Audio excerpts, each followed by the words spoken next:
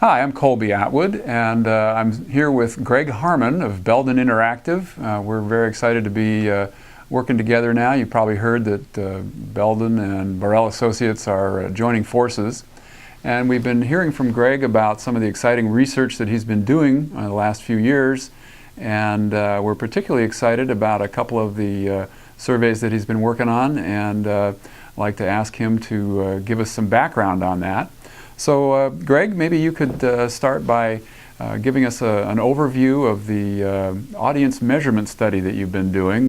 Thanks, Colby. We're thrilled to have joined Borrell, and you really talk about kind of one of the things that's really was a big part of what we were doing at Belden, and that was really trying to work with various publishers, newspapers, and television stations to really help get our arms around the size, reach, and frequency of local media audiences, as well as profiling them.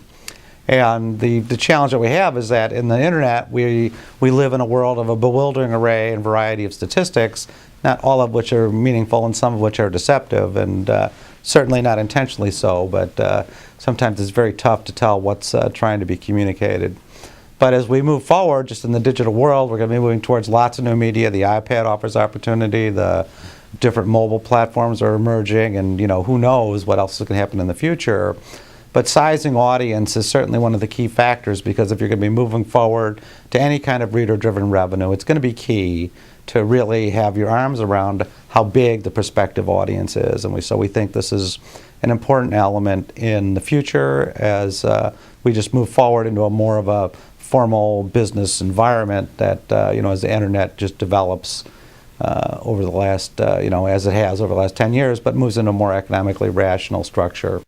That's audience sizing is something we care deeply about, and just as a quick example of what's going on, people get their page views, visits, and visitor data, unique visitors, and those unique visitor data are typically extremely high, typically indicating 2 visits a month by a largely out-of-market audience. And what we found in our research is that the audiences are in fact quite a bit smaller, quite a bit more frequently, and quite a bit more local. So could you give us a little bit of background on the methodology that you're using? How do you gather this information? We use the Omniture data as well as the survey data. We really do combine them. Traffic data we find to be quite accurate, quite standard as to page views and visits between markets. And we use that as kind of to frame our understanding of traffic averages on a day-to-day basis. And once we understand how many visits there are on a given day and a given month, we can actually extrapolate through the survey data back to the actual number of people on a daily basis, and then we can apply the profiles from the survey data to actually construct a statistical estimate of how many people would be represented by that many events. And it lets us go in and actually do a fairly deep profile of a site. Infrequent visitors, fly-by visitors as we call them, people just coming in off of Google, as well as core audience loyalists, and we can set up a pretty complex picture, both in terms of behaviors and geographies for audiences at sites.